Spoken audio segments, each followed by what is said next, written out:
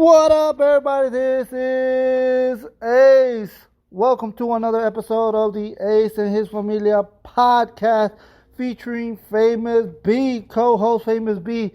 But tonight, Famous B is running a little late. He should be here in a little bit, talk about what's going on in pro wrestling. He will be showing up, but he's running a little late. It's understandable. So for right now, until Famous B shows up, and we might get some other special guests. We'll see who shows up tonight. Right now, replacing Famous B, and if she does a good job, maybe she'll replace Famous B permanently. Nah, just kidding, Famous B. But we have Dalis. What's up, Dalis? Hey, everyone. Hey, Arturo. I think I'm gonna be. He might shoot me some darts over here. I'm just trying to stir things up between you and Famous B. Maybe we get some controversy going on here, like in AEW. Oh man. Hey, Famous, you better step up your game because Dallas is taking over. Whoa. He might even believe it, too. Nah, Famous B, he knows I love him. You know, he knows I'm joking. he knows I like to mess with him. And but yeah, speaking about controversy, let's kick things up right away with AEW. Since we're talking about controversy, let's pick things up. So basically, what's going on right now just happened not that long ago. Throughout the day, I guess Andrade did a podcast interview with a Spanish podcaster. I think it was the name of the podcast was Mas Lucha. And he talked about his AEW career. He talked about Charlotte. But one thing that sticks out, he mentioned Sammy Guevara. And basically he said that Sammy Guevara complained to management and complained to whoever he can get his ears to, whoever listened to him, that Andrade hits too hard. He was saying that Andrade hit him too hard. And Andrade basically called him out on it, said, hey, when I came up to you and I asked you what's going on, when I heard this, when you were talking about me, I went up to you and you said everything was cool, no issues. And then I kept hearing that you kept saying things about me around the locker room. And basically Andrade was saying, well, when I was in WWE, guys like Sheamus didn't have an issue with me hitting hard. In fact, Sheamus is the guy he likes to hit hard as well. He sometimes likes to, give a couple hard hits, real hits. And all Sheamus wants, if he hits you hard, he wants you to hit him back hard. So he knows that if he's going to hit you hard, he expects you to hit him hard, and he don't have that issue. Not only did he mention Sheamus, he also mentioned The Miz. Miz also has hit Andrade before hard, and he's hit Miz back before, and Miz never had an issue. And then he even mentioned John Cena, and he said that John Cena never had an issue with Andrade. So basically, he was calling Sammy Guevara basically a bitch, a little, bitch. I'm gonna say it.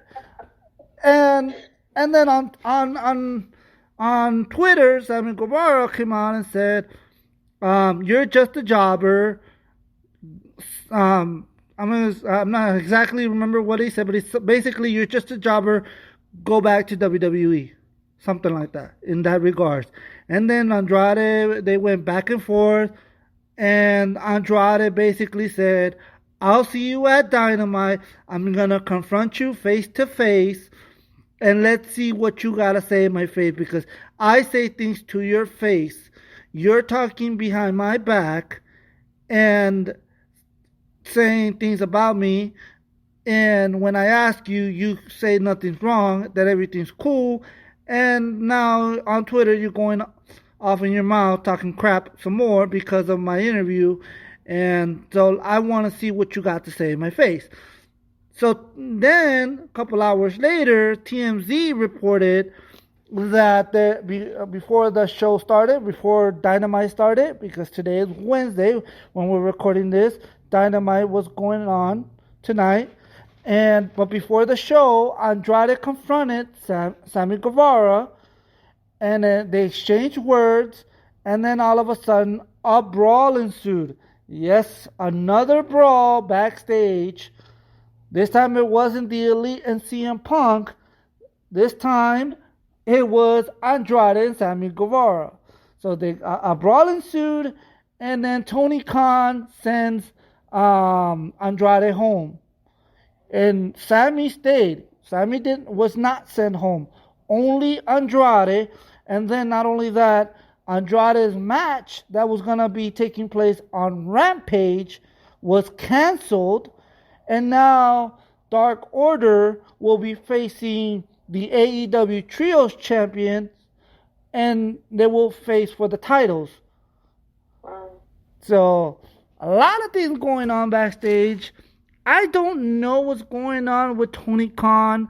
Some people keep saying that this could be a word, but come on, with everything going on with the CM Punk and Hangman and the Elite situation going on, and then with Malachi Black and Buddy Matthews going home, taking some time off because they're not happy with their push in AEW, with what's going on in AEW, with their careers, so they want to take some time off. I don't know. And then a couple weeks ago, throughout the weeks, Andrade keeps posting on Twitter saying free Andrade el Idolo. And the reports have been saying that he wants out. He does not want to be there. He wants out, and he wants to go back to the WWE. So, with all that going on, Dalis, your thoughts? My thoughts in regards to Andrade and Sammy Guevara, I'm kind of like, let's put it this way, 50-50. Just because I don't know what else to believe anymore, just because of the timing of these events, how it's happening. And one thing I could say, now that you brought up more details in regards to Andrade, it seems a bit unfair why they sent Andrade home and just kept Sammy. Mm-hmm. Like to me, it seems like there's favoritism here. You know, like why Sammy gets away with things. He had a altercation with Kingston a month ago, and nothing really happened to him, so to speak, except maybe that week off or so. And now it's a repeat with another coworker, but then again, they're not doing nothing to Sammy. So to me, it shows like there's favoritism in behalf of Sammy. Who knows why? I don't know why. Well, maybe Tony Khan is a fan of him because yes, Tony Khan is the boss, but he's also a fan. Everybody always keeps telling him stop being a fan, because it's the same thing with CM Punk.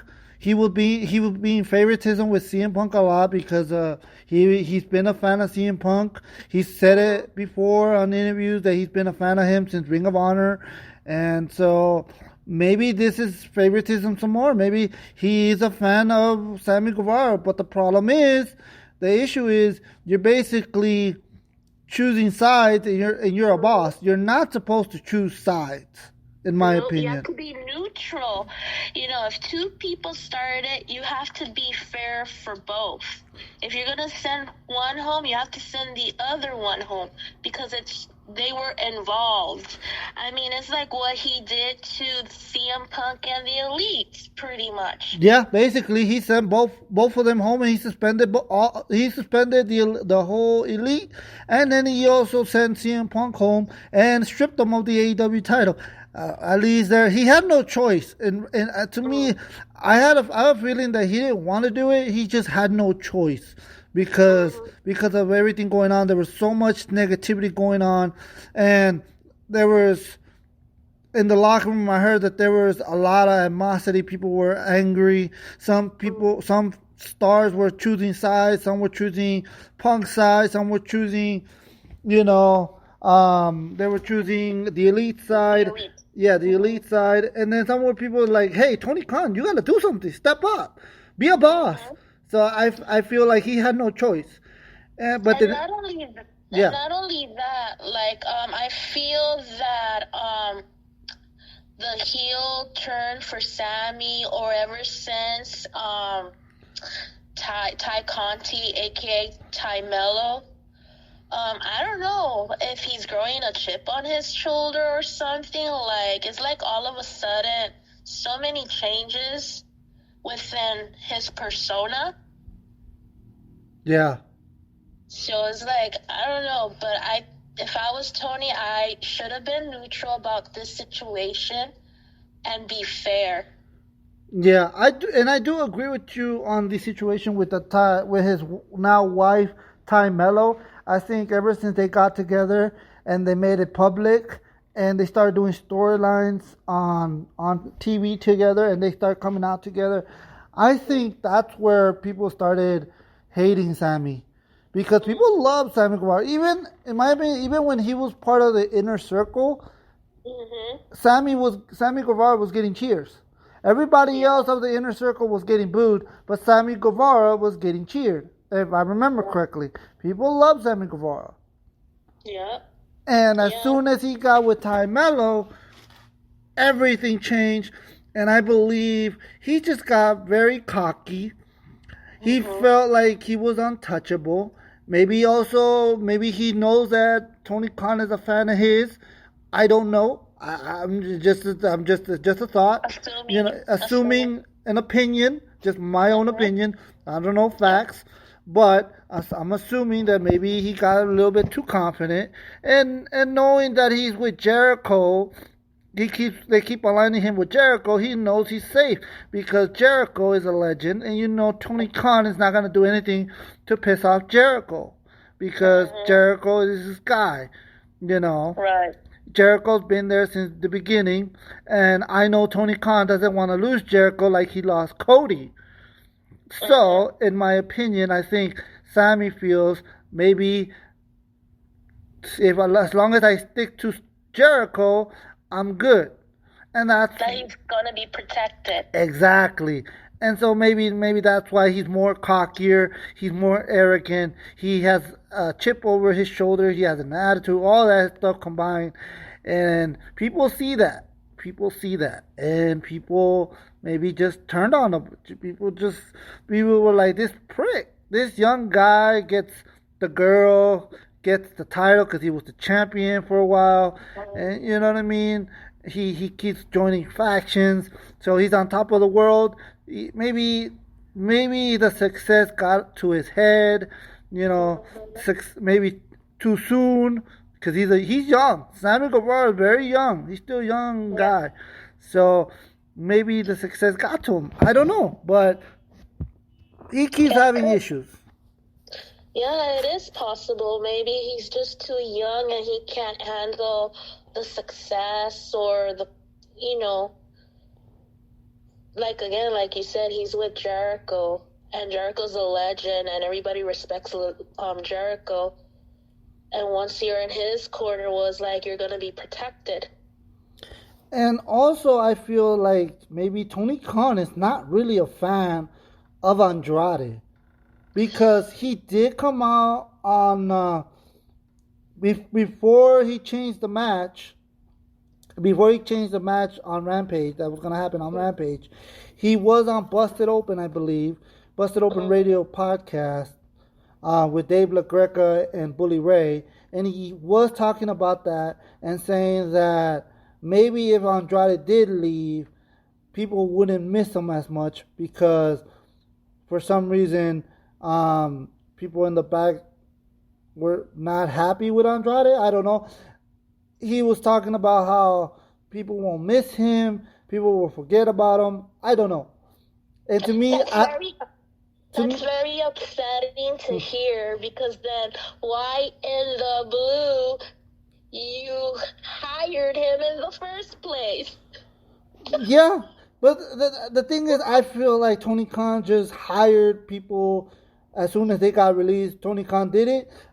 I think Tony Khan didn't think that Vince McMahon was going to fire all them people. I think he knew he was going to fire maybe a couple guys. So he was like, okay, so I'm going to pick up this guy, and this guy, and maybe that's it. Hopefully, Vince McMahon's not going to let go of a lot of people. But then when he saw that Vince McMahon did a big release and just started letting people go like crazy left and right, he was like, oh, who do I choose? Okay, I want him.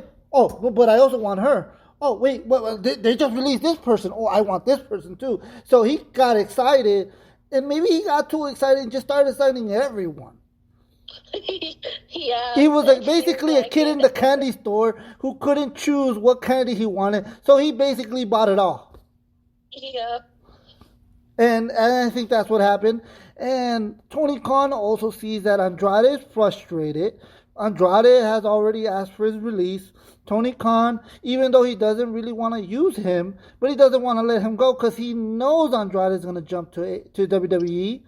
He knows because his wife is over there, so he knows that especially with Triple H in control, he knows that Andrade is going to jump right away, and he does not want anybody to jump over there.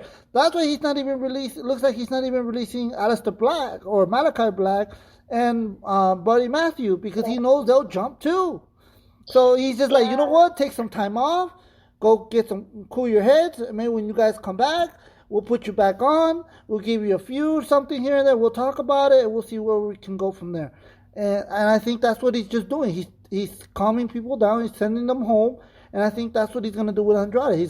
He send Andrade home. I don't know if he's gonna suspend him or not, or what's gonna happen, or he's just gonna send him home and not pay him and just to sit at home, which is horrible. And I think the people that were talking about WWE when they were doing that should do the same thing to AEW, because if they don't want to be there, just let them go. Because you're not doing anything with them. If Andrade was in a big feud, okay, I get it. You don't want to mess that up. But Andrade's not doing anything. He's been feuding with Dark Order for quite some time. Yeah, he has. He has been. And they're not giving him any title shots, whether it's for the tag team, trios, for not even the Mid-Atlantic or whatever it's called. They're not giving him nothing. No TNT title. Nothing. They're not giving anything. They're not giving him any feud, any good feuds. And it's like, what are you doing with them? Yeah. Not only that, like, he had so many, I think there was the point that he was creating his own little stable. I think when he was feuding with Matt Hardy, correct?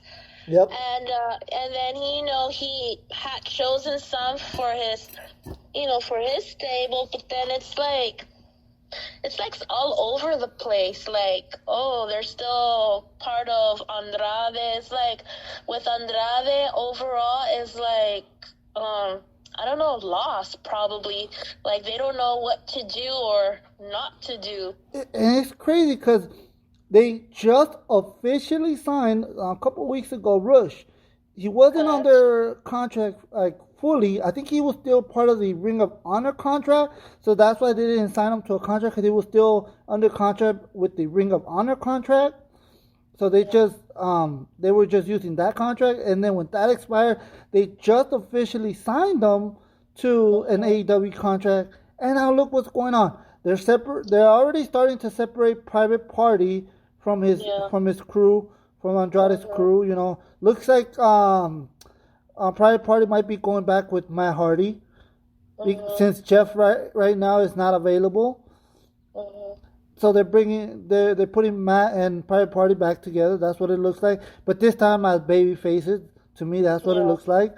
And then what's the other team? The Butcher and the Blade. They're not doing anything with them. And again, Rush, he's feuding with Darby and stuff like that. But basically, here and there, but he's not really doing much. Yeah. And then with Andrade, basically, they're using Rush more than Andrade. Andrade is basically Rush's manager right now. That's how they're using him. Yeah. And I'm like, what? How can you have a great tag team, Los Ingobernables, or something, I think that's what they're called. Los Ingobernables, yeah. Yeah, that's a hard name to pronounce. Even though I'm Latino, but it's still a hard name to pronounce. But you have that tag team, and you're not using them. You can put them in the tag team division. You can either have them feud with FTR for the Ring of Honor tag team title, or put them up against the Acclaimed. But they're not doing definitely. That. Yeah, of course. I mean, Andrade working with Rouge and a tag team, that would be pretty awesome. I mean, it's their little reunion from being Los Ingobernables. Yeah. And it could really boost up that tag team division, too. But, yeah, it kind of sucks, what TK is thinking, or... I don't know. But then that's what happens when you have a very stacked AEW roster, right? But he doesn't slow down. The problem I have, yes, your roster's already stacked, yet you're still signing people. There we go. Yes. I'm like, slow down. They just suppose I heard that they already officially signed Bandido. Bandido, so I'm like, really? Like another guy? Like, you have no room. You have no room. You don't even have Ring of Honor a TV deal yet. So, exactly. What are you doing? Slow down. Even if you sign them, keep them on the low for a while. Wait a bit. Don't just bring them out like right away. You know what I mean? There's so much talent already. You got no room. Yeah. You know? And with all that talent, it's like you're either ignoring the ones you have, or you don't even remember who you have. Like, example, FTR, they haven't done anything since the pay-per-view. And then you see them with a tweet like, hello, we're still here with our titles. And how crazy is that? They are the Ring of Honor Tag Team Champions. They are the AAA Tag Team Champions, I believe. And then they are also the New Japan Tag Team Champions, I believe, as well. Aren't they? They have 3 tag team belts. I think so. All they're missing is that AEW tag team. So I'm like, they're a Triple Crown champion, and you're not using them. That's embarrassing. Like, how could you be doing that? Like, and they're like, probably for this generation, they're probably like one of the best tag teams out there, tag team of the world, and you're like ignoring them or don't even remember what to do with them. That is very embarrassing. Look, and that's why I've always said I like AEW and I want them to succeed, but I am not a fan of Tony Khan. In my opinion, and this is my opinion only, I think Tony Khan is a hypocrite. He said in the beginning that he wasn't going to sign everyone from WWE, that he might pick a couple here and there, but that's about it. And then he was going to focus on bringing in new talent and giving them a platform that other people wouldn't. And that he wasn't going to do the same mistake as WWE did, as WCW, and as even Impact Wrestling, TNA. That he was going to be different. That they weren't going to do the same thing as the other organizations, other companies. Yeah. And basically, he's doing the same thing. He's doing The same thing. The same thing that Vince did when AEW started. Vince just started signing everyone, and then he didn't know what to do with them. Same thing with Impact Wrestling. When WWE released a couple of their legends and started releasing people, Impact Wrestling was hiring everybody. Kurt Angle, Sting. I mean, they brought in Sting. They brought in Booker T. They brought in Kevin Nash, Hulk Hogan, Eric Bischoff. Yeah. They were bringing everybody. And look what happened. Yeah, it's a damn shame. I guess the honeymoon's over. And yet Tony Khan is still tweeting on his Twitter saying how great Dynamite is and how every Dynamite is going to be the best Dynamite ever and how the ratings are great for him and how people are loving AEW and the AEW is it's going to change the pro wrestling industry and this and that. He's just tweeting about how great he is, how great of a booker he is. And yet he can't control his own stars. Yeah, right now he looks more like a politician. There you go. Basically, yep, I completely agree with you. 100%. Yeah. Another good example, now that you mentioned that, last week's Dynamite, the women's segment with Paige when she cut that one promo. Yeah. And I think she probably got a little backlash in regards. And I think it was, I don't remember the phrase, but something about at least my new boss listens to me or something. Yeah. I was one of the ones that hated that promo. I was like, really? You're going to talk about WWE when Tony Khan is not even listening to the women's division? Not only that, you're talking about Vince McMahon, who took care of you, who you got injured twice, and you were still not released.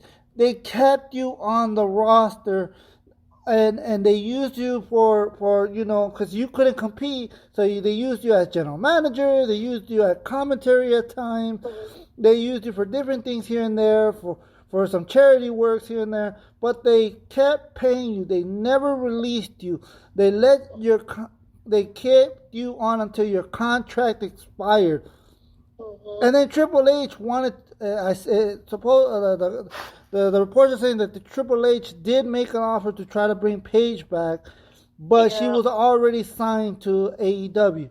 But that's fine. You want to go to AEW, give it a chance, fine. You want to bet on yourself, go ahead.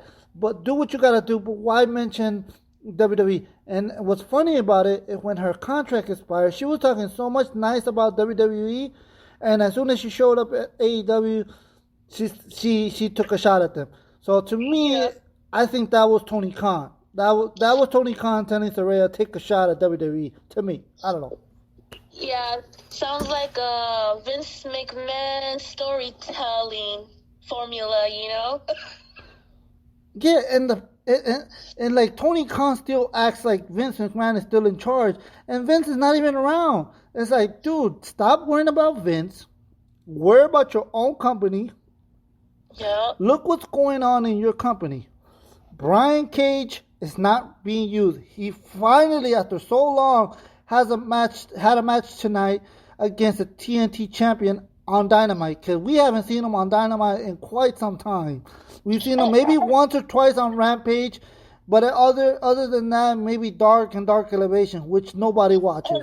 And honestly, once when I saw the card, I don't know, for some reason, I thought he was released around the same time with Joey Janela for some reason, but I guess that's the reason why, because he hasn't been on TV. Well, he did ask for his release quite a while ago, but because he was injured for he got injured for a while, for a few months. Tony Khan had a clause where he can start fresh with Brian, renew the contract right away, because of and use that time that he was out and put it into the contract so he wouldn't leave. So basically, that's what he did. He kept them. He kind of kept them for a longer. So he has them for another year, because Brian Cage wanted to leave. He says, "I want to be out." you're not using me. So if you're not using me, let me go. But then Tony Khan was like, no, I'm not letting you go. I have a feeling that the reason is because he felt like Vince was going to hire him, because at the time, Vince was still in charge. So he was like, maybe Vince will pick him up. Brian Cage is what Vince would have loved to have, because Brian Cage is a big dude. Vince McMahon, we all know that Vince McMahon likes the big guys. Yeah. You know, the type of like Brock Lesnar, the Batistas. He likes those type of big guys. So Brian Cage knew that he could join WWE and he would do good. So Tony Khan was like, no, I'm going to keep you, but instead of putting you on Dynamite, I'm just going to let you go do, since I'm not going to be booking you, I'll let you go do indie shows. You can go do the indie shows and have matches over there. Go in different companies. Go do that, and then when you come here, I'll probably put you on Rampage, or maybe put you on Dark Elevation. But that's about it. That's basically what they're doing with him. Oh, okay. So it's like, really? And you don't want to release him? It's come on. Same thing with FTR. Same thing with Abandon, who she's Abaddon or Abaddon. Yeah, same thing with her. She's been saying, hey, I want to wrestle. Put me in a match. Yeah. And nothing's going on. I don't know. I think Tony Khan is way over his head. He has people that have experience, that are Hall of Famers and this and that can help him, and he's not using them. Yeah, definitely. He has Regal, Big Show, Mark Henry, even Jericho, and Regal has experience. Yep. Being with talent relations. Mm-hmm. I agree. Yeah. I agree. I don't know, man. That's why when I saw that William Regal is in AEW, I thought maybe he would have another role too, like as a, talent relations. Yeah. Because he does have a good eye for talent, and he knows how to utilize them. I mean, he did it in NXT. Mm-hmm. I agree. He does know. He knows from experience. He should be. Yeah, he if you want him to help you. Yeah, definitely put on head of talent relations for sure. If you want him to help you, he can help you. He can help you and take control. But you're not. And then you got, not only you got Regal, you got Jericho, you got Moxley. Mm-hmm. Like you said, Mark Henry, Paul White, Big Show. Mm-hmm. Like, you got a bunch, and then I believe they got other guys like I believe they had Dean Malenko as an agent. Different legends backstage. You got Arn Anderson. Like, come on, give these guys roles. Let these guys help you take control. But he's like, no, everything me. Everything has to run by me. Well, guess what?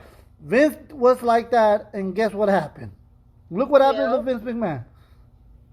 Because he was in full control. He did not want to let go of the control.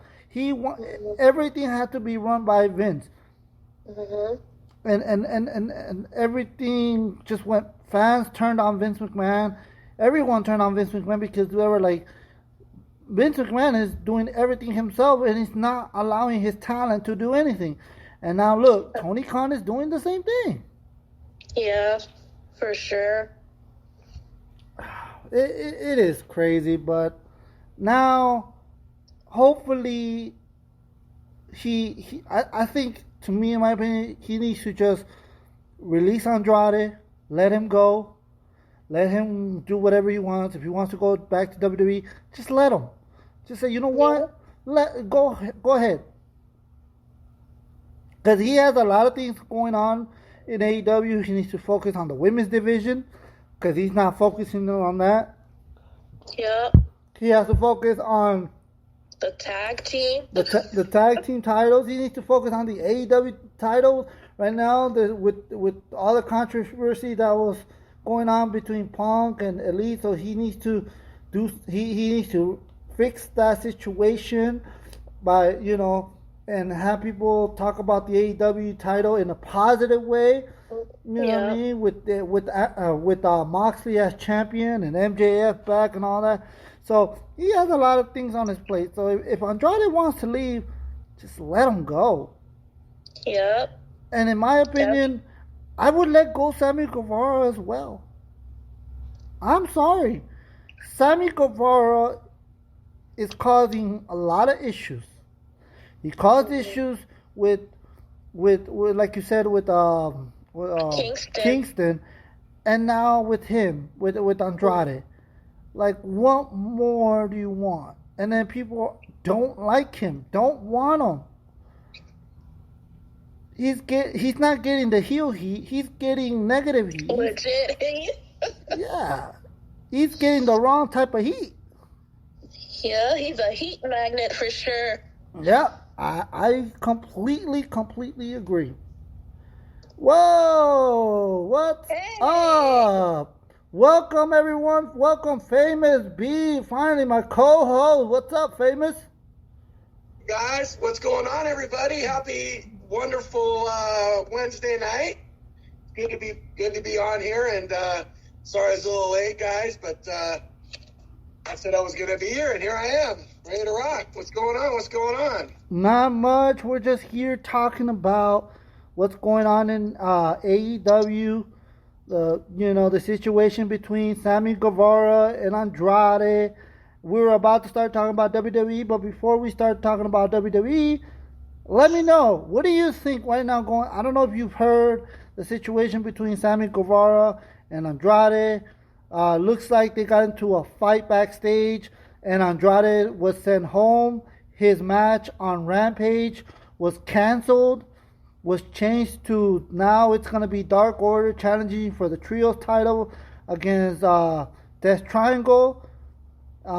So what is your thoughts going on with this situation, Famous B? So, as I've been talking about recently on our podcast about different situations that go on in AEW, it just goes to show that certain wrestlers are just not happy.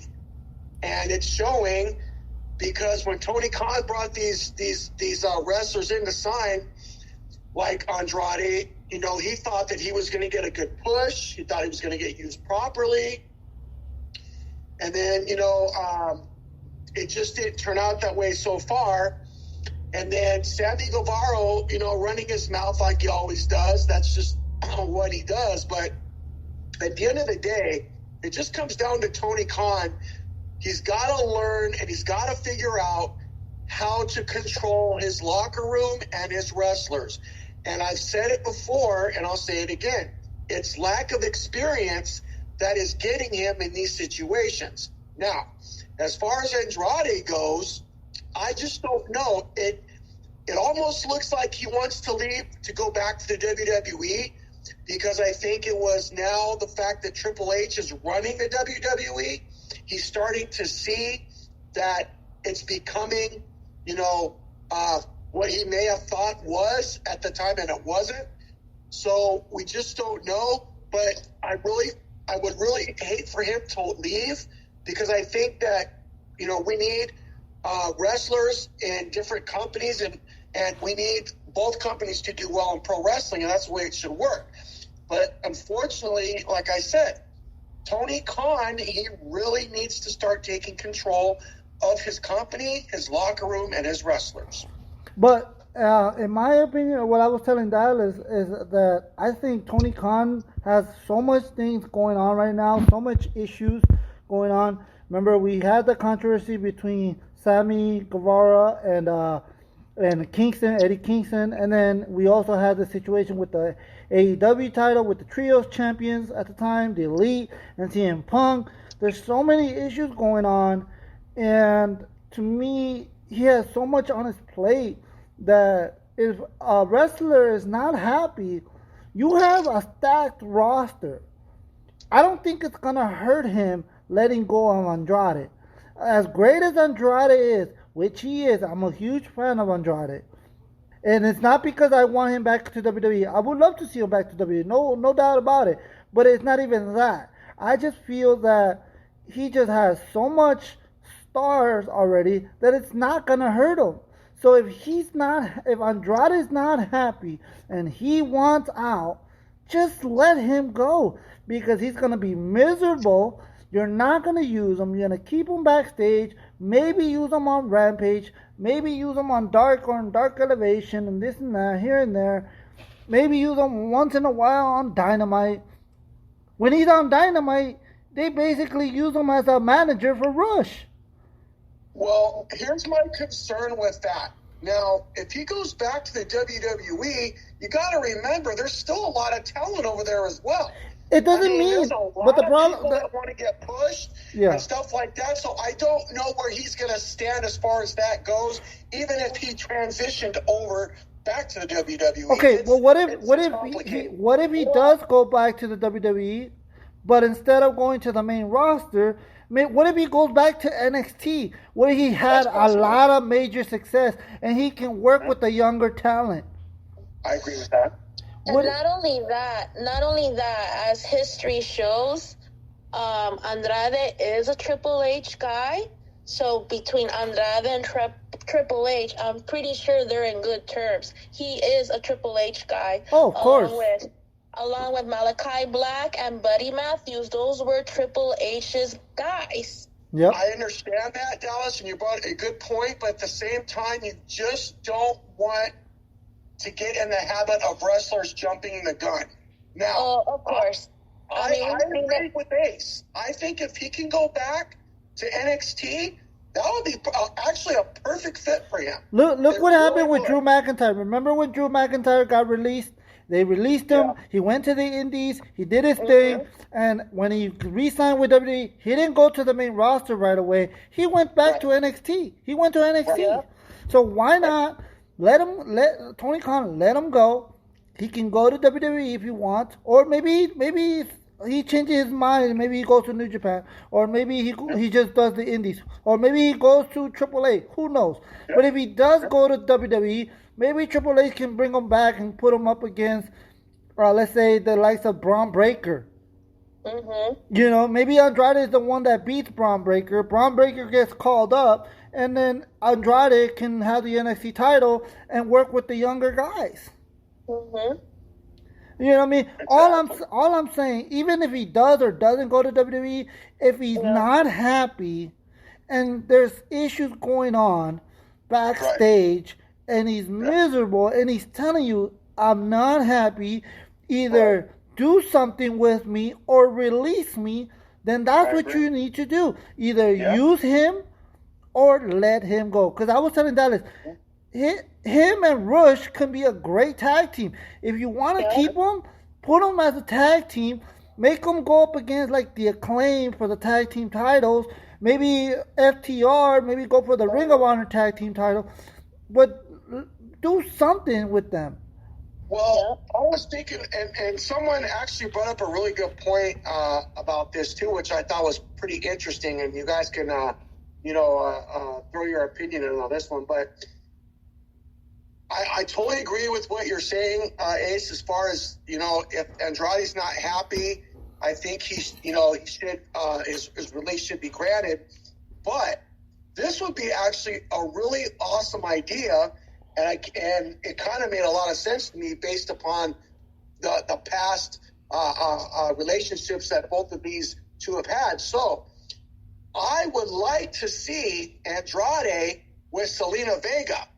I think I like to see them back together, whether it be NXT, main roster, or something, because Zelina was injured for a while, had surgery, and she's going to make a surprise comeback. And the reason why I say that is because I watched her on Instagram Live, and she was kind of letting everybody know how she was feeling, that she was coming back, but she wasn't sure, but she wanted to make a surprise. So if that is the case, I would like to see them work together again. And then I just want to get your guys' opinion on that too, because I like that. Yeah, like I said, maybe send them back to NXT, and with Zelina Vega, she goes back to NXT, and they can revitalize their career because they're not doing anything with Selena right now. And yeah, I understand that her and her husband Malachi Black right now going through some issues.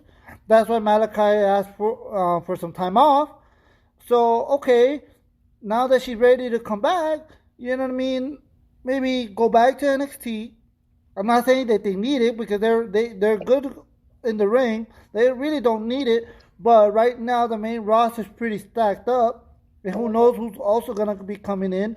So might as well just send them to NXT, have them work with the younger talent, and maybe Andrade can be the NXT champion for a while with Selena as the manager, as his mouthpiece, and maybe he can go back to the Andrade he was when the Black and Gold era was going on. Yeah. I think that would be perfect for Andrade, and that would make Andrade happy. And like I said, AEW is not gonna really miss him, not because he's not a great talent, because he is, but because they have already a stacked roster. They have so many guys right now, so many guys. They can put Keith Lee as a singles competitor and Swerve, split them up, and they can make up for the release of Andrade. So right, that's good.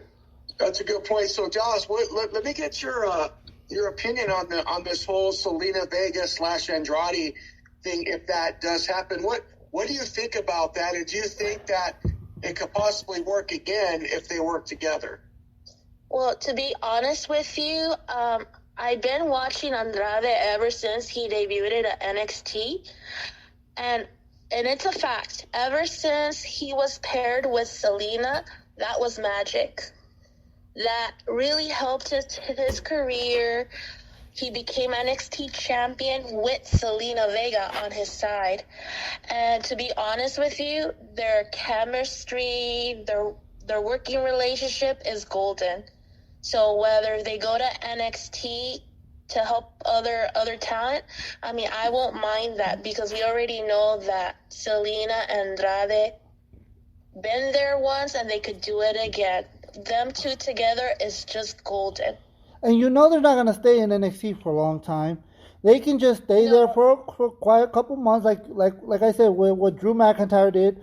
He can be in NXT for a couple months, work with the younger talent, and when they're ready to put a younger talent over, he can put a younger talent over, and then him and Selena can go back to the main roster. Yeah, they'd be more like in that transitional role. Like they're just trying to help. Exactly. Yeah, it's just a transitional. And I don't think Andrade would mind because he, like you said, Dallas, he's a Triple H guy. Yeah. So and he would love to work with Shawn Michaels over there in NXT. So I think it would help AEW because then you don't have these type of issues, and then also help NXT because you get that name as with Andrade and Zelina, because they need that right now. They have a lot of young guys, and a lot of them are green, are still learning, so they need that veteran that can work with them. Definitely. And not only that, apart from that subject, AEW, aka TK, should have taken notes because, I mean, if he knew what happened to Pac had his contract frozen under WWE. They were not using him at all. Yep. Yeah, so it's like, hello. If you knew what happened to Pac, you won't do that to Andrade. You know what I mean? And people were talking about WWE when WWE did that with Pac and other stars when they weren't being used, but they weren't being released. People were talking bad about WWE and saying, why is Vince releasing them? Vince needs to release them. This and this and that. Yeah, now Tony Khan's doing the same thing. And people are still like, oh, well, it's not Tony Khan's fault. Yes, it is Tony Khan's fault. Because to me, Tony Khan is the boss. But he's not playing the boss. He's playing trying to keep everybody happy, try to be everybody's friend. and he wants everybody to talk great about him, how great of a boss he is, and this and that. He's not stepping up as a boss though. The problem is he's not being a boss.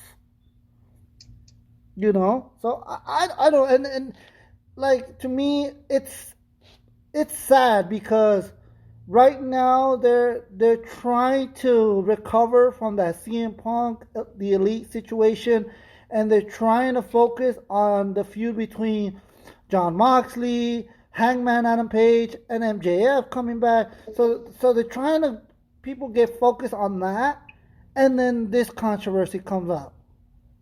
Yeah. So basically, that the AEW World Title feud, which is supposed to be the main thing that everybody should be talking about, and nobody's talking about it, and everybody's talking about what's going on with Andrade. First it was the Elite and Punk, and now it's the Andrade and Sammy Guevara. Yeah, that's when we say next. Oh my God, it's a train wreck. It's crazy. Even Hall of Famers like Eric Bischoff and Kurt Angle, they've said that right now it's like the Wild Wild West over there in AEW. And yet Tony Khan on Twitter saying how great AEW is and how everybody's happy and everybody's best friends and stuff like that. But yeah, you see this. Okay. How is everybody happy when guys like Buddy Matthews, guys like Malachi Black, guys like freaking, Andrade, FTR, they're not being used, and they're saying, hey, either use us or release us. They're not happy. And so let's remember one thing about that too. It's Tony Khan is only going to want to tell you what the fans want to hear, but in reality, he's not going to tell you what you should be hearing, and that's the biggest issue. Now, going back to FTR, they have 3 titles on them, 3, not 1, not 2, not 3, and they're not even being used at all. That's exactly what I told Dalis earlier before you got on. We were talking about that. Like, how are you not using FTR when they're Triple Crown champions right now? And not only that, you're not even getting them a title shot for the AEW championship. So, again, Tony Khan is only telling you what he wants you to hear, but he's not going to tell you the other side. So, to me, that is a problem. I think he's in trouble, and he knows it, and he doesn't know how to express it. So if I were him, I would really focus on getting these problems fixed before they get worse. Yeah. Yep. Yeah, I agree. Before more cracks starts to show up. And things were looking good after the CM Punk and Elite situation that happened. It looked like things were getting better. Jericho and Moxley stepped up, and there were reports saying that they were backstage talking to everybody and telling them, hey, whatever happened. Let's try to move on from this. You know what I mean? Things are going to get better. If you guys have an issue, come talk to us. We're the veterans. We can help you. We have the connection with Tony Khan. We'll talk to Tony if you're frustrated with this and that. They try to be the leaders of AEW, and things started looking good. It looks like things were going in the right in the right direction. It looked like it, and then I guess it was just a Band-Aid, and the issue wasn't fixed. They just put a Band-Aid over it. And there's still issues. There's still cracks going on in AEW. And it sucks because I want to be talking about the world title. I want to be talking about MJF. I want to be talking about the Acclaimed. I want to be talking about this and that. Wardlow's not even really being used. All he does is come in, has a 5-minute squash match, and he leaves. He's not being used the way, and he's not even having matches all the time. Mostly they'll put him on Rampage. Lately he's been more on Rampage than on Dynamite, and he has the champion. He's the TNT champion. I'm going to say the same thing about Jade Cargill as well. Jade Cargill. She's not even being used properly, and she's the TNT Women's Champion. So, to me, all these things are a big issue, and Tony's not focusing on that. And I'm telling you, it's going to be a major problem. And for him to just come out and say everything's good is a complete lie, and he knows it. But that's the only thing that he's going to tell you, because he's not going to tell you the other side. Yeah, and also remember the situation going on with Thunder Rosa. Thunder Rosa was not happy, and it looked like Tony Khan was going to take the title away from her until she got injured. She was going to lose the title to Toni Storm until she got injured. So it's like, I don't know. They weren't even using Thunder Rosa the right way. She wasn't even on TV as much, and when she did, she would just cut promos. And that's about it. Yeah.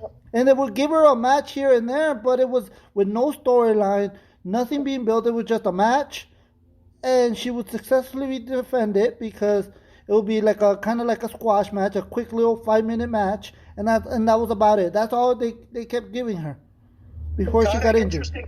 Kind of interesting you brought that up, Ace, and I want to get Dallas's opinion on this, because I'm just about to bring this up now because Ace brought up such an interesting point on Thunder Rosa. But isn't it a coincidence that since Toni Storm has been interim champion, that she's getting these matches and defending the title, but yet he couldn't do the same with Thunder Rosa? Isn't that just a coincidence to me, or am I just being funny? Well, it's because, and I'm gonna let Dalis out, but I think it's because she's Tony Khan's new toy. She hasn't been in AEW that long. What do you think, Dalis? Yeah, I can see why Famous B would say that. I think it's probably a coincidental thing too, like all of a sudden, right? And not only that, like I guess also with Saraya being in there as well, now it's kind of elevating Toni Storm a bit and defending her titles as well. But yeah, there's a big difference between how Thunder Rosa was defending her title versus Toni. And I think, I'm not sure about it, but I think Saraya and Toni Storm are really good friends. Yeah. So it would make sense for Tony Khan to try to keep Saraya happy, even though she's not wrestling right now, but to keep her happy, push her friend, who is Toni Storm. Yeah. I can see that, just to keep Saraya happy, because Saraya's going to want to, like she said, she wants to give the women's division more time, and that's why she's there in AEW, because she wants to help out the women's division. So Tony Khan's like, okay, well, to keep you happy, I'm going to start pushing Toni Storm, and I'm going to give you what you want. I'm going to give the women's matches a little bit more time than I usually do, just to keep you happy. I think that's what it is. But I feel like that's taking Thunder Rosa's credibility away from her, because she's a good wrestler and she's very entertaining. And to me, that's just something that I'm not good with. Yeah. In some way, it seemed a bit shady on behalf of Tony Khan. Yeah. And like, I'm quoting Ace too. You mentioned the word hypocrite, so I'm going to use it in this case because, yes, he was very hypocrite with Thunder Rosa. Because why when Thunder Rosa was with the NWA, she would have matches in AEW, right? And that's when Tony Khan was so amazed with Thunder Rosa that he actually waited for her NWA contract to expire so he could just sign her. Well, actually, no, he didn't. A lights out match. Actually, no, he didn't. She was still under contract with NWA, but NWA knew that Tony Khan wanted to sign her, so they allowed her to leave NWA. They released her from her contract. They didn't put any stipulations because they knew that she wanted to go AEW. So they basically did her a favor because she was so excited to be in AEW. So they were. I remember seeing the tweet by Billy Corgan when that happened. That Billy Corgan said, "Go do what you got to do. You want to go to AEW? thank you for everything you did here in NWA as the NWA Women's Champion and feuding with the young stars I had here. You did a lot for us. You want to go do AEW? Go right ahead. They let her go to AEW because she was so happy that Tony Khan wanted to sign her. And so she was still under contract with NWA, but it was NWA that allowed her. They released her and they allowed her to go to AEW. Well, either way, Tony Khan was a very hypocrite towards Thunder Rosa. Yeah, I agree. I completely agree. You know, like, contract or not, she was putting great matches and under that NWA wing and his own show. You know what I mean? Yeah. And then all of a sudden, okay, she won the title, but where's that light that we've seen prior to it? You know, like it started to fizzle.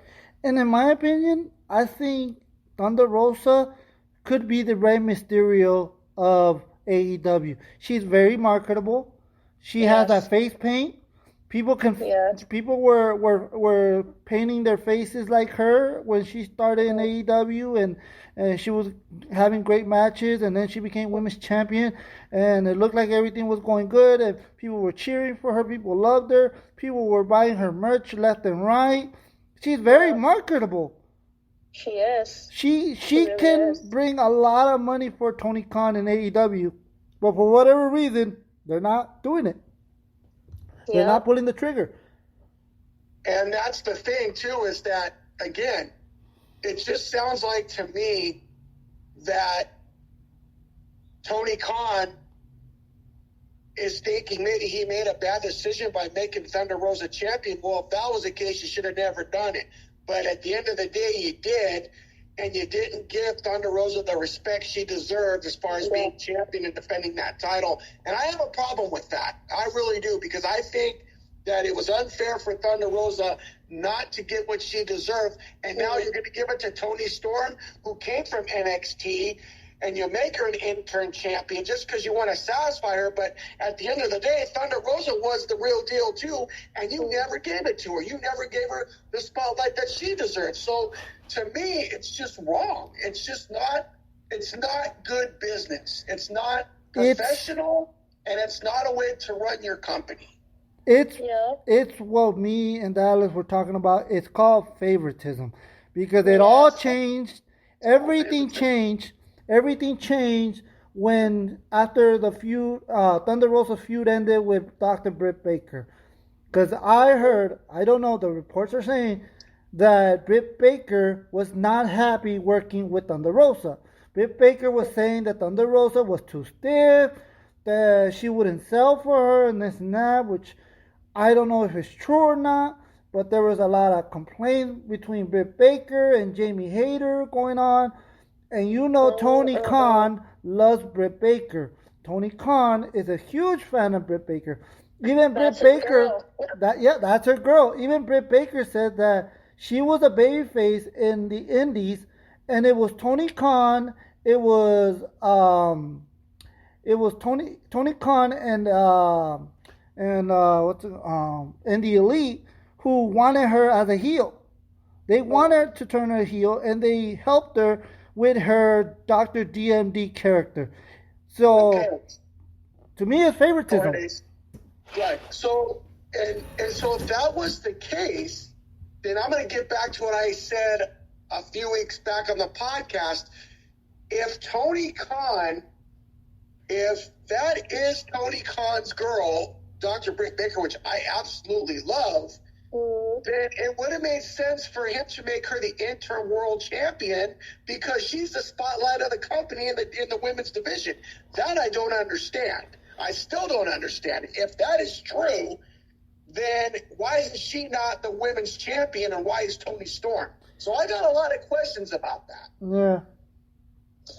Or look at it this way, just it seems the ongoing thing with TK, in with the new, out with the old. Exactly. I think that's what it is. He wants to push the newer people that are there that just arrived. That's who he wants to push right now. That's who he's focused on. If you notice the trend going on, it's pretty much that's what he's been doing. Mm-hmm. Like, all these new people coming in are getting these opportunities, and you push aside the ones that've been there for the longest. That's going on the men's division and on the women's division. Both Everywhere. sides. Yep. But the problem is, when you have such a good product in Dr. Britt Baker, you got to keep it going, keep the flow going, because the fans love to hate her, and everywhere she goes, it just continues in every part of any type of arena that she's attending. So to me, it would make better sense. Yeah, but if you don't take anything away from Toni Storm, but at the end of the day, you got to go with it. Yeah, but at the same time, there's a solution to this.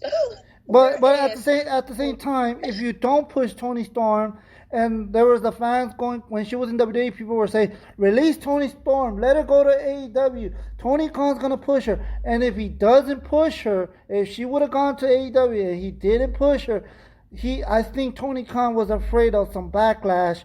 And he was afraid that maybe the fans would be like, oh, maybe AEW is not the way to go. Because Tony Khan, he doesn't like negative things going on. He's not happy with what's going on with the Elite and Punk and everything going on there. He's not happy with the Sammy Guevara and Andrade situation.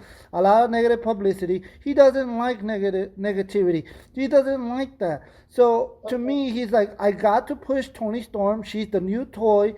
And if I don't push her, the fans are gonna be like, "You signed her for what reason?" It's okay, what. Dust, I want to get your opinion on that after he's done, because I got some more to talk about. This is getting really good. So it's the same thing with Athena. If you think about it, it's the same thing with Athena. They're not doing anything with Athena either. They signed Athena first. They looked like they were about to start pushing her and maybe even give her the title. And then all of a sudden, Toni Storm came, and then they forgot about Athena. Yeah. Well, there is a solution to this, and I think we talked that a few podcasts ago. I mean, why can't Britt Baker feud with Jade Cargill? There's an opportunity there. I mean, if, let's say, Britt Baker does beat Jade, she not only beats her streak, but she'll be the first time ever with 2 titles on her resume. But the problem with that, and I love that idea, but the only issue with that is that right now, Britt Baker, they're not turning her babyface. It looks like they're getting close to turning Jamie Hayter as a babyface, because the fans are loving Jamie Hayter. Well, not right now, like down the road, you know, like easily they could have just gone, Jade Cargill versus Britt Baker. And this would look good on her resume, because she'll be the only female with the AEW and the TBS title. That'd probably be like their first Grand Slam champion. No, yeah, I agree. Down the road they can do it. But if they don't do it, it's like a total missed opportunity there. Well, here's the bottom line to the whole situation. Look at Tony Khan is bringing all this upon himself. What he needs to do is figure all this stuff out and get back to what it's all about, and that is keeping the fans happy and entertained. And when you got all these problems in your locker room and you don't know how to face it, and you're coming out here and just telling everybody what they want to hear instead of taking care of the issue, it creates a problem. And again, I mean, look, I'm going to be honest with you. I don't think Toni Storm is a legit champion right now. And I'm not saying she's not a good wrestler, but I don't think that she is the answer for a champion. I think it's Dr. Britt Baker. I'm sorry. Everywhere she goes, she's it. She's the main attraction, and that's the way I see it. Now, with Jamie Hager, okay, why don't you have a number 1 contenders match between Jamie Hager and Toni Storm to go after that TNT title? But that's what I'm saying. Tony's not doing that, and that's the problem with his main roster, with his men and his women rosters. Yeah, I mean, he's got to do it. There's so much thing that he needs to do right now. It's crazy. It is crazy right now with not pushing Brian Cage, not doing anything with FTR, You know what I mean? With what's going on with what happened with the Elite and Punk, with Andrade not happy, Malachi not being happy, Buddy not being happy. He wants some time off, so he takes some time off. And it's crazy. And yet Tony Khan, he instead of focusing on that, he goes ahead and signs another guy who is Bandito from Ring of Honor. He signs him to a contract. So, great. You bring another guy, which he's a great dude. He's a great wrestler. He's a great luchador, and I hope he does well. But to me, what they're probably gonna end up doing with him, probably put him with especially if Andrade leaves. I have a feeling they're just gonna put him with Rush and make them a tag team, and that's basically it. They're not really gonna use them. All right, well, I'm ready to talk some WWE now. All right, so now that we talked about AEW, more positivity here. let's talk positivity. Now that we talked about AEW and all their issues, let's talk about the positive stuff. Let's talk about coming up very soon is Extreme Rules in a couple of days. Extreme Rules coming up. And so many great matches going on. So many awesome feuds going on Raw, on SmackDown. I want to know from each of you guys which was your favorite match from Raw, from last week on SmackDown, and if you guys saw NXT, what's your favorite match that was on NXT? Dalis, you go first. Okay, from SmackDown, my favorite match was the main event, and the one with Imperium versus Sheamus. Man, that match was awesome. I loved it. That was a great way to end the show. And then my runner-up, I really enjoyed the opening match with Ricochet, Madcap Moss versus Sammy and Solo. That was great too. Like, those two were my top for SmackDown. What was the main event on SmackDown it was the Brawling Brutes against who? Imperium. Was it Imperium? I want to say so. Oh, I think so. I'm trying to remember. I want to say yes to that. I remember they had a really great main event, but I couldn't remember who was in the match. But yeah, I just know, I remember it was great. Like, I really enjoyed that match. Yeah, I agree. Like, that match was awesome. I mean, as of right now, anything with Imperium and the Brawling Brutes has been golden as of late. Yeah. I agree. To agree. For me, I think the whole two shows in general were very entertaining. So it's very hard for me to pick a specific match or matches. I think the show just what it's basically doing is leading us up to Extreme Rules, and that's what it's about. That's what needs to happen every single time before pay-per-view. Is they're leading us up to the matches that are going to be taking place at Extreme Rules. So how do you do it? You keep us entertained and you keep us excited and you prepare good quality matches for both shows. And in that case, that's what happened, and that's what I enjoyed. Yeah, I agree. I love how they're building up, and it makes you excited for Extreme Rules. It makes you feel like I can't wait for Extreme Rules with everything going on. That's how I'm feeling. Yeah, with everything going on with the Brawling Brutes, with Imperium.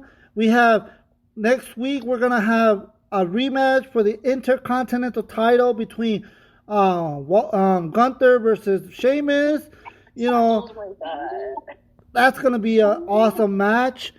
On NXT, you had the Brawling Brutes fight for the NXT tag team titles, and then you had Imperium interfere and cost them the match, so you know they're even more pissed off than they already were. So you know they're gonna kill each other. You know, and then you got the Judgment Day. What they're doing with Edge, with the I Quit match, with AJ. Trying to get AJ to join them and jumping them, and then doing what they're doing with Dominic and Ray. Oh my God, like there's so many things going on, and it's like, oh my God, it's so much excitement. Yeah, so many stories that are intertwining with one another, and I think that's pretty clever. You got the story with Dominic, and then you got the Edge factor, then you got AJ there. I kind of enjoying that. That's like multiple little stories going on. Well, let's talk about another one that's going to be entertaining, and I think it's going to be a great match. And let's not forget, we're going to have Seth Rollins versus Matt Riddle. Mm-hmm. That's going to be awesome. Yes, I'm looking forward for this match. Not only are they going to be in the fight pit, but now they got a special guest referee, Daniel Cormier, former UFC fighter, former UFC legend, Hall of Famer. Wow. Yeah, now the stakes are high. Mm-hmm. I think it's awesome. And of course, again, Karrion Kross versus Drew McIntyre is going to be a great match. It's all these things are just leading up to what we're going to expect, and the hypeness that we're anticipating, and that in itself is just getting me so fired up, because I know what we're going to have is going to be great, and all these matches are just going to give us so much excitement that it's going to get us off of our seat. And another one is Bayley versus Bianca Belair for the women's title. That is going to be great. And not only are they going to face each other, but it's a ladder match for the first time. It's the first time ever one-on-one ladder match in the women's division. Yeah. So, Dallas, let me ask you something getting to that. Now, do you feel that right now in your heart that it's about time that the women are getting a little bit more noticed? Not to say that the men aren't, but because we know that the men have always, but just in general for the women, don't you feel like it's about time that the women are getting it? Of course I believe that. I mean, it's like, that women are capable of doing the same thing that men could do. And sometimes they could end up doing way better than the men at times. Mm-hmm. I agree. And then you have Bianca versus Bayley, who are no strangers to each other, but now the stakes are even higher in a ladder match. I mean, these two might steal the show. Yep. And and I can't wait to witness it. and Bayley's gonna have damage control on her side, and Bianca's gonna have Asuka and Alexa Bliss on her side. So it's crazy. Yeah. So I'm gonna ask you another question, Dallas, because this is again about the women. Let me ask you this: how do you feel about this feud going on between Liv Morgan and Ronda Rousey? And do you look forward to seeing that particular match at Extreme Rules? To be honest with you, I'm more stoked with the Bayley versus Bianca, just because they have the stronger story going in it. The hype is there. And I like Liv Morgan and I like Ronda Rousey, but I don't think they're like up to the same level as Bianca and Bayley. Because Liv is still, she's still new as a champion. I don't know. It's kind of hard, but I don't feel the same way as for Bianca and Bayley. Like, I'm more stoked over the ladder match opposing to their match. What about you, Ace? What you got? You know what? I would have agreed with you a couple weeks ago, but what happened with how they started, at first they weren't building Liv Morgan really well, in my opinion. But once she had that match against Lacey Evans, and then she put Lacey Evans through a table, and she showed that she can be extreme. And then she, last week she used the bat, and she was not afraid. She showed that she was not afraid of Ronda Rousey. Even though she knows that Ronda Rousey can kick her ass, but she showed that she was not afraid. And made me a little bit more excited to see that match because of how finally they starting to build Liv Morgan as, yes, she's the underdog, but she's not afraid. I love how she's like, oh, if I don't care if I'm the underdog, I'm not gonna be afraid. I'm gonna give it my all. I already beat Ronda Rousey twice, so if I could beat her twice, no matter how it happened, but she did get the victory. No matter how it happened, even if it was, some controversy here and there, but she still won. She still beat Ronda Rousey twice, so she's getting that confidence. So even if, let's say, Ronda wins, which I have a feeling that's a possibility, that's a good possibility, but I still think it's gonna be a good match, and I don't think it's gonna hurt Liv because Liv is more of an underdog, and people like to see the underdog chase than to be champion. They like to chase, but they don't really like when they win the title. They kind of forget about the champion once they win it. But I think it's not gonna hurt her. I think, especially with the rules, the Extreme Rules match, so weapons allowed. So I don't know. I am excited, but I do agree with Dalis that I'm more excited about the ladder match because it was with the ladder match. It was a build up throughout the weeks, and with Liv, it just started to get good in my opinion. It was a slower build. Yeah. That's how it wasn't so this just happened within 2 weeks ago. Exactly. And then with Bailey and Bianca, this happened since SummerSlam, that build up with damage control. So, and each week it's it's great, it surpasses what they did last week. So that's why I said the hype is on that ladder match for me. Hold on. Also, I'm excited about the ladder match because it also is going to be building up towards the War Games match at Survivor Series. Because damage control is going to be part of that. And I have a feeling that Bianca, Alexa, and Asuka are going to be part of that as well. And probably even Candice LeRae.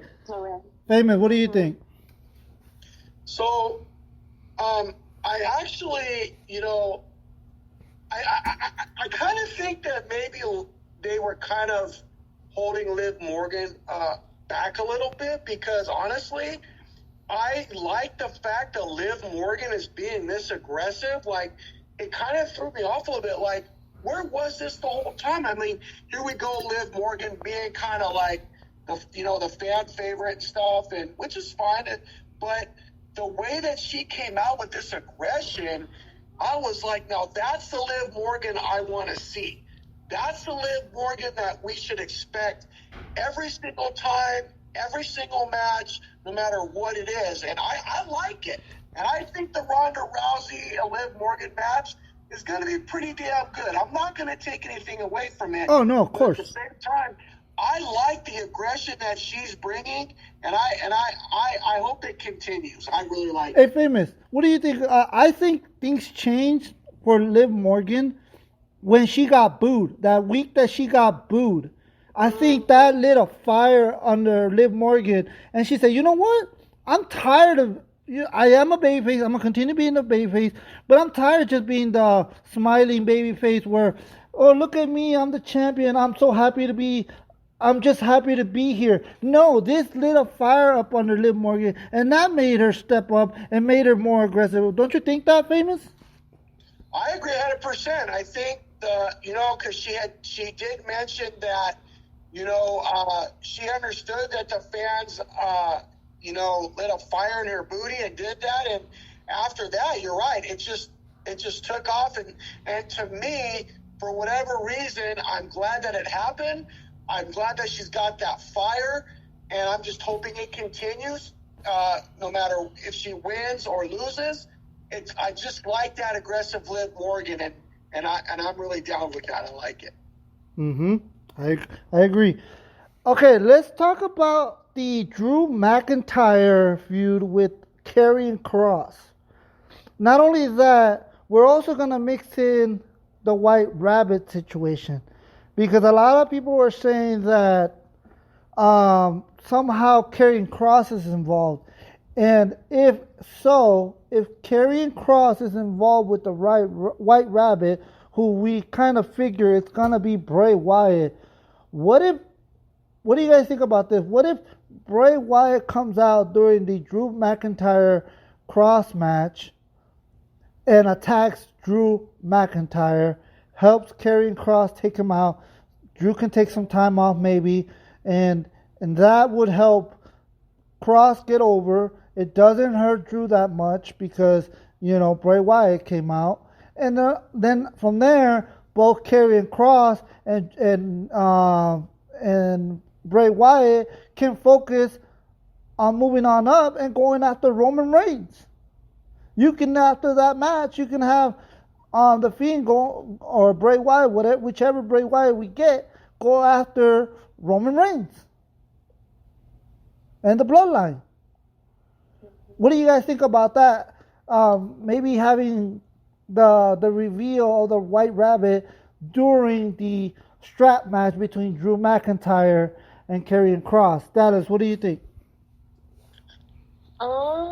The reveal. I mean, it makes sense why they would choose during that match. Yeah, I'm kind of intrigued because I'm still in the mentality that this White Rabbit isn't alone, that he had someone already there doing his, dirty work and stuff. Yep. And having Bray Wyatt feud with Roman Reigns would definitely make sense, only because when Roman came back into that triple threat match, he won the title by pinning Braun Strowman, never the Fiend. Yep. So if they were to reconnect how they've been doing lately, like just go back in the past and just reconnecting the dots all over again, I think that would be brilliant. Yeah, and not only that, with the Fiend going on and him, because they said that looks like that's where it's going to be the reveal. It just fits perfectly. It fits perfectly, like you said. That's how Bray Wyatt lost the title, and Roman Reigns right now, people say that after Drew lost, they don't see anybody, unless it's Cody, they don't see anybody else beating Roman Reigns. But if you bring in Bray Wyatt, I can see probably Bray Wyatt maybe taking the title away from him, or maybe helping Karrion Kross win that title. Mm-hmm. And you know what? There's another part of the Extreme Rules that it's possible maybe the reveal will happen, only because the few times that had happened on Raw, like for instance the QR code or those weird little Easter eggs that you see, that they keep choosing the part where Bliss is around. So I'm like kind of wondering on that sense, every time that Bliss is around during the backstage segments, it happens, whether it's the lighting or some silhouette, the QR code. So I wonder they're trying to reconnect the story with Bliss and the Fiend as well. I'm not sure. Those are the two possible reveals. And not only that, I think, what if also not only we get Bray Wyatt at Extreme Rules, we could also get Bo Dallas at Extreme Rules. Because I heard that it looks like Triple H is trying to bring Bo Dallas back, and he's been at the Performance Center. That's what I don't know that it's legit or not. That's what the reports are saying. So what if Bray Wyatt comes in with his brother, Bo Dallas? What do you think about that, Famous? You know what? I mean, give Bo Dallas the opportunity. I think that putting Bo Dallas with his brother would actually be a pretty good thing. They could actually work together. As far as Alexa Bliss and Bray Wyatt, I don't know about that. I think Alexa Bliss is in a good spot right now. I think she needs to just focus on what she's doing right now. I don't think it's really a concern for Bray Wyatt to have Alexa Bliss with him right now. I think the feed just needs to focus. If it's Bray Wyatt, the feed, whatever they're planning on doing with him, which I hope it's the feed. I do like your guys' thing about, the helping Karrion Kross, defeating Drew McIntyre and possibly going on to face Roman Reigns. But I still don't even know about that because Cody Rhodes has to fit in here. I think Cody is, when he comes back, is going to be the face, I think, or the possible, or he'll have a better shot, so to speak, of beating Roman Reigns for the title. Now, again, Bray Wyatt is good. I like it, but I'm not going to take Cody out of that picture. No. What if Bray Wyatt doesn't want the title? What if Bray Wyatt, his only focus is on getting revenge? Maybe he doesn't want to be champion right now. Maybe his focus is not the championship. His is getting his revenge because the reason he can be like, the reason I got released was because of Roman. As soon as I lost the title to Roman, that's when everything fell apart. So he can easily just blame Roman and be like, I don't care about right now about the title. Maybe later on down the road, I can focus on the title. But right now, my focus is just Roman Reigns. I want to get to Roman Reigns. And right now, the only obstacle everyone has to get to Roman Reigns is Drew McIntyre. You got to take Drew McIntyre out. And then you can focus on the bloodline and focus on the Usos and Solo Sikoa. Take them out after that. And then you go after Roman. And then you can have Cody Rhodes doing all that. Bray Wyatt and maybe even Bo Dallas, or Bray Wyatt and Karrion Kross go after the Usos and the whole bloodline. And then, you can have Cody Rhodes return, win the Rumble, go in and challenge for Roman Reigns' title, and you can have The Fiend cost Roman the title so Roman can go away, and then you can have The Fiend versus Cody Rhodes. Then he can say, okay, now that I took care of my revenge, now that I took out the person who took my title, who basically is one of the reasons that I got released, that everything fell apart, now that I took care of that, now I can focus on the title and maybe go after Cody Rhodes, and maybe we can get a Bray Wyatt versus Cody Rhodes feud. I can definitely see that. What do you guys think about that? Dallas, you go first. I mean, I love the scenario, based on the clues, all these cryptid videos, TikToks. I take it as those are messages that this person, the White Rabbit, just wants revenge, pretty much. So I could see that that's his motive. It's mostly revenge at the moment. Mm-hmm. And I kind of like that story, actually, because I was already thinking that sooner or later Cody Rhodes is going to come back, and I think the Rumble is the best part for his comeback and winning the Rumble, and he has that guaranteed ticket to face the title. Mm-hmm. So I enjoy it. As long as that's my main event for Mania, I love it. But here's the thing that I want to throw out.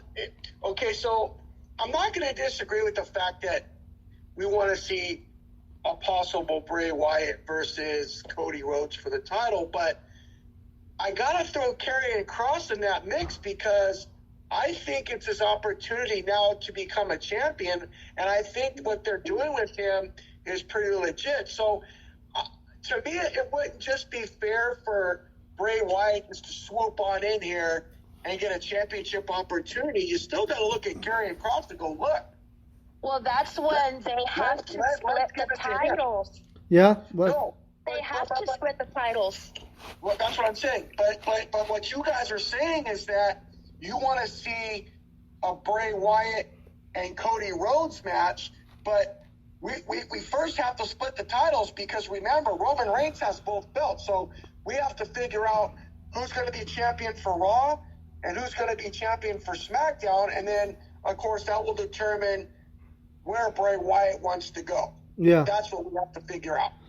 Well, what if even though if Wyatt and, let's say, Cross join forces, if they have some sort of the draft or whatever, they can split them up, but they still be a team, but they're going to be on different shows, and they split up the titles, and Wyatt can go for one title, and Cross can go for the other title, and try to, world dominance, basically. Have full control, because if both of them are champions, basically they have the control. Why not make them tag team champions? Why not make them tag team champions and have to go after the bloodline? That can also possibly be true. That's a good point. I can also see that happening. Like I said, Bray Wyatt doesn't have to go for the undisputed title just yet. He can right now. His focus, the way it seems, if it is Bray Wyatt, which I'm 99.9% sure is Bray Wyatt, we're probably going to see Bray Wyatt first try to get his revenge. And or maybe also, if you don't split them up, maybe do a triple threat. If Cody wins the title, you know how in AEW, the Black Bull Combat Cup, they don't mind facing each other, and they're a group. We just saw Bryan Danielson versus Moxley. So why not put Bray Wyatt can be like, okay, even though we're a team, we can both go up against Cody, triple threat, and may the best man win. Hey, doesn't matter if you win or I win, as long as one of us get the title, And like I said, Wyatt's gonna get his revenge on Roman. That would make Roman go away for a bit until Mania, and then he can go up against The Rock. That will be probably the main event for night number 2. And night number 1 could be Wyatt versus Cody versus maybe Karrion Kross in a triple threat for the title. Or maybe, like Famous B said, maybe go against the Usos and maybe even Sammy and Kevin Owens and go and try to get the tag team titles. Who knows? There's a lot of potential going on with this. A lot of fantasy booking going on here. But that's what I love about what's going on in WWE is you don't know what's gonna happen. Yeah. You can say, I think this is gonna happen. Like I remember I was saying that I was thinking that Dominic was gonna join Legado, which could still happen in the future, but it's not happening now. So there's so many things going on, and then you feel like it's gonna go this way, and then all of a sudden Triple H says, "Nope, I'm taking it this way." And you're like, "Whoa, I was not expecting that." Okay, that just makes pro wrestling even better when you can't predict what's going to happen. Yeah. What do you think, Brian? Famous B? What do you think? I agree. I totally agree. I mean, again, and that's what I'm saying, and that's what I've always been saying. And I think Dallas actually, took the line, but it's true. And I'm going to say it again. Always expect the unexpected. And that's the part that makes pro wrestling so great, is that we get the opportunity to do that. And that in itself is key. And I'm going to say this, and that's what's the difference between right now going on in AEW and WWE. AEW right now is predictable. You basically can see what's going to happen from a far away. We didn't know that the situation, with CM Punk and the Elite was going to happen. That was unexpected, but even Tony Khan was not expecting that. That's something that just happened out of nowhere. But everything going inside the ring and what's going on Dynamite and Rampage is the matches are great. Don't get me wrong. They're having great matches, but it's very predictable. And what's going on in WWE with Triple H, is unpredictable. You can't predict what's going to happen. Things could change on the fly. That's what the difference between WWE and AEW. And that's what AEW needs to see, and needs to stop focusing on WWE and focus on their own talent and start thinking ways how they did it in the beginning, how they were being unpredictable, being a change and bringing it to Vince, showing how they were different. That's how they need to be. They need to go back to their roots when they started and be unpredictable. Right. A good example of this Like, for me, when I watched Raw on Monday, Bobby Lashley versus Mustafa Ali. Like, when I saw that, I thought it was going to be a squash match. But once I started watching the match, I was like, whoa. Like, hello, that's the Mustafa Ali I fell in love with back in the Cruiserweight tournament. Yeah, and not only that, they also mixed the Seth Rollins situation, the Seth Rollins feud, with the Bobby Lashley feud. Yeah. They're mixing storylines and they're putting them together, and it makes sense. Yeah. Yeah. It's, oh my God, it's so different going on right now. What's going on in WWE and AEW, and I'm loving all the, like you said, all the intertwined, all the putting storylines together, mixing the storylines with, you know. And you know what? I gotta say, I'm loving what they're doing with Alpha Academy. I'm loving what they're doing with Sami Zayn, how they're mixing, putting them in different feuds and different storylines, and how everything's basically all together. It's just so beautiful. Yeah. What do you think, Famous? I agree, and you know, speaking of that, the Sami Zayn, you know, it's interesting how Sami Zayn and Jey Uso were going at it. Yeah.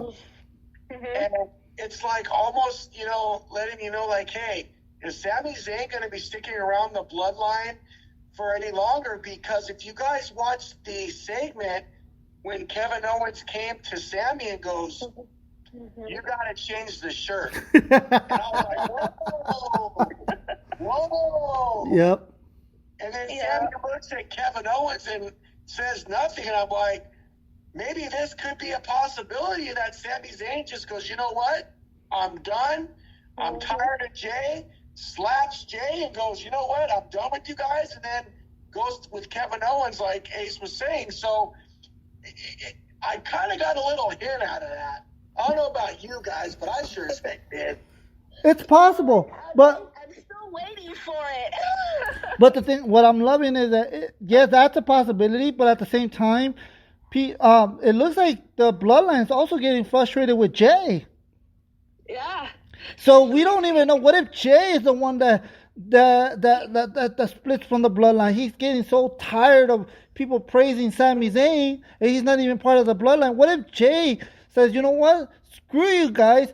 I'm family, and you're not even focused on me. You're more focused on Sami Zayn. You know what? Screw the Bloodline. That could even possibly happen, and that can break up the Bloodline for a bit, and that can have turmoil, and that could also affect Sami Zayn and how he connects with Kevin Owens back. You know, there's so many things that could happen. I love it. I love it. That's what I love pro wrestling about. And you know what? Now that you mentioned that, it was on Raw too. You know, when after Sikoa and Zayn's match was over, they go to the the locker room area, and then you could see Solo Sikoa's expression when he sees Jey, like he wasn't too happy. Yeah, and remember like you could sense that tension among those three. And remember that match that he had, and remember when he did a super kick and he was about to pin, and it was Jey Uso and Sami on the apron fighting each other, and you can tell that Solo Sikoa gave a bad look to Jey Uso, like what the hell? And even Jimmy was like, hey, stop this, quit it. So it's like it's making tension in the Bloodline, and it's like you don't know which way they're gonna go. Maybe Sami turns on the Bloodline, gets fed up, like Famous B said. He gets fed up and says, you know what? I'm trying to support the Bloodline. I'm trying to be part of the family, but Jay's not letting me, so I'm sick of it. I'm going with Kevin. He can go that route, or maybe Jey is the one that you say, you know what? I've had it. You guys are choosing someone who's not even family over me. You know what? Screw this. I'm out. Yeah. There's so many ways that you can go with this. I love it. And again, that's what I want to say is that that's why the Triple H is doing such an outstanding job, because he's giving all of us these scenarios. He's giving us all these hints to us, and things are happening and keeping us entertained, and that's the way it should be. Now, AEW, they better get with it. Yeah. And listen, I'm going to say this right now so that everybody hears it on this podcast. I love the WWE. I loved it when they were the WWF. I didn't like any pro wrestling company coming in and trying to take away the WWF or the WWE. But again, we have pro wrestling Monday, Tuesday, Wednesday. And I highly recommend everyone. Watch Impact Wrestling on Thursday. Go ahead. Right. And then we got Friday. So we have got 5 days of pro wrestling to watch. And that's what we want to keep because we love pro wrestling. And so if we can just get everybody, other than the WWE, because I'm telling you what, they're bringing it and they're on fire. If we can just get everybody else to just do the same thing, this could be the best pro wrestling era of all time. Yeah. And that's what it's about. So, again, I'm super glad that Triple H is doing what he's doing. I had full confidence in him. And I do believe that Tony Khan can fix it, but it is up to him. And he's the one that has to make the decisions. Like Ace was saying, he's the one that has to stop worrying about the WWE and focus on his own. Yeah. All right, so let's go. Since we're talking about All Pro Wrestling, let's go to our final thoughts. Let's talk about our final thoughts, and then we go into our plugs. We plug in our Instagrams and stuff, social medias, and like I said, final thoughts on all pro wrestling, whether it's WWE, AEW, all final thoughts. Dalis, you go first. Well, what can I say? I'm pro WWE this week again. Can't wait for SmackDown, Sheamus versus Gunther, and of course Extreme Rules. I'm very, very stoked about it. Can't wait. Awesome. And where can they find you if they want to follow you on social media? I'm very active on Instagram, so you can find me at Dalis Ortiz 80. Not only that, if anybody needs some graphic designs, go message Dalis on her Instagram. She's very, very good. If you're going to go to meet and greets and you're looking for an awesome image to get signed, message Dalis. Dalis is great on that. Correct, Dalis? That's right. I do edits for your meet and greet needs. There you go. T-shirts. What about design for T-shirts? I could look into that. I was just curious. One thing at a time. Anyway, Famous B, Just was asking. Famous B, your final thoughts. So, my final thought is this. Guys, we need to just focus on loving the business of pro wrestling. And there's going to be times where we're not going to like WWE, and there's times that we're not going to like AEW. The one thing that we have to focus on is just hope and pray that both companies succeed at a high level. And it shouldn't be about competition. What it should be about is making sure that us pro wrestling fans are being entertained at all costs and at all times. And I don't like the fact that, Triple H is probably considering going back to Wednesdays to feud with AEW. Look, there's no reason for that. Look, keep everything as it is. Let's just make this, just like I said, just keep us entertained, make it fun, make it enjoyable, get us fired up and pumped up. And to me, that's what matters the most. Now, if you guys are interested in following me, please do so at Famous B Show 75, live on IG, and that's where you'll find me. Awesome. Yep. And just gotta say, I highly recommend everyone checking out Impact Wrestling on Thursday. I try to check it as much as I can. If I don't watch the full show, I try to watch highlights. But I highly recommend it because they've had some great matches. They're building up for Bound for Glory right now, I believe. And there's so many great matches going on in Impact Wrestling. So if you're a pro wrestling fan, they just had Alley Catch from GCW there. They've been having the Bullet Club there. They've been having great matches between Josh Alexander, Eddie Edwards right now. They're feuding. Some great matches. All I gotta say is just enjoy pro wrestling. Don't choose sides.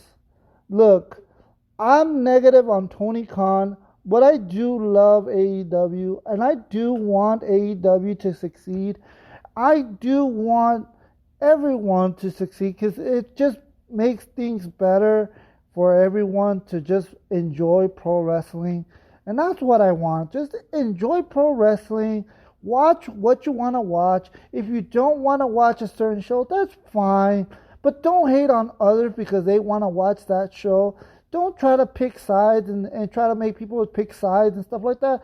Just enjoy what you want. If you don't enjoy it, don't just watch to be negative and go on social media and be negative about it. Because that's, to me, that makes other people that are not fans or that used to be fans not want to watch pro wrestling because they see all this negativity and they're like, well, I don't want to touch that. If I get into it, oh no, I'm going to start having to pick sides on where to go. No, I don't want to pick sides or no, I don't want to deal with that negativity. So to me, we've already got a lot of criticism from people that don't watch pro wrestling. We don't need to fight within each other. Just enjoy pro wrestling, whatever you want to watch. And like I said, like Famous B said, we have pro wrestling all week. Just watch and enjoy. And hopefully, I hope AEW the best, and I hope AEW succeeds. I hope Tony Khan just steps up and goes back to his roots, how AEW started. And I think he'll be okay if he goes that route. So I hope that happens. I just want to say shout outs to David from the Wrestling Guy store. He was going to be in part of the show. Things happened and he wasn't able to get on. I understand. Hopefully we can get him on next week. Shout outs to Christian. Same thing. He was going to be part of the podcast and he wasn't able to because of his job. Things happen. It's understandable. Hopefully again we have him next week. Shout outs to both of them. And follow me on social media, Instagram, YouTube, Ace and His Familia Vlogs. And follow this podcast. You can also listen to this podcast on YouTube, or you can just listen to it here on Spotify. Follow us on Spotify. Hit the follow, hit the bell, so you get notified every time we have a new episode. And I can't wait to what else happens in pro wrestling. I hope you guys enjoy this podcast. I hope you enjoyed our opinions, and whether you agree with us, disagree with us, have your own opinion, whatever it is, I hope you just enjoy it. Thank you guys for listening. Thank you guys for supporting us. Share this podcast with everybody you know, and let's continue to grow this podcast. And whatever, if you guys want to be part of the show, just message myself or Famous B, and we'll work that into it. And let's see what happens next episode. I hope you guys enjoyed it. This is Ace. Thank you, Dalis, for joining us. Famous, thank you for coming in late. Yep. Thank you, Dalis. I hope you enjoyed it. Thank you. And one last thing, just another plug. This Saturday from 1 to 3 at the Wrestling Guy store, former Impact, Tennille Dashwood would be there. Yep, former Impact and former WWE as Emma, who, in my opinion, I can see her coming back. I can see that happening. So if you guys want to go meet Tennille Dashwood, formerly known as Emma in WWE, go to the Wrestling Guy store. We highly recommend it. It's going to be an awesome meet and greet event. Famous, thank you for coming in. I know you came in a little later because of work and everything going on in your life, but thank you for being part of this episode. I hope you had fun. I had a great time. I was glad that I was able to take part. Again, I always enjoy coming on here and talking pro wrestling and keeping our fans entertained as well. Yep. So thank you for that. Appreciate it. So that's it for this episode. I hope you guys enjoyed. See you guys on the next one. Have a good night, everyone. Laters. Laters. Bye-bye. Bye.